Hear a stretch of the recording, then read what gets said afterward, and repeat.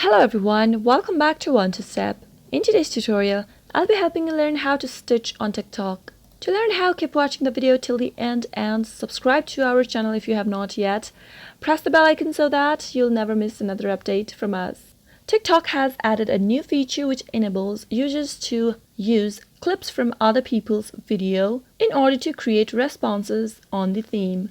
You can clip a particular scene from other person's video and use it on yours as well. It is somehow similar like Duet function on TikTok. So let's move on and let me show you how. Tap open TikTok application from your app list to start. As soon as you reach the home screen of TikTok, find a video you'd like to stitch.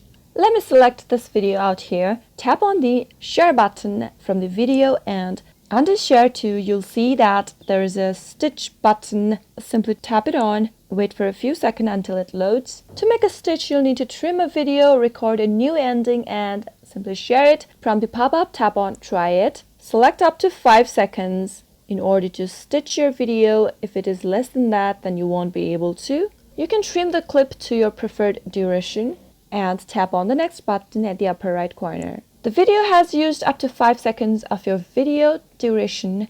Now record your addition to the stitched clip. Simply press on the red record button, and after you're done, you'll see that the video has been stitched to the clip earlier.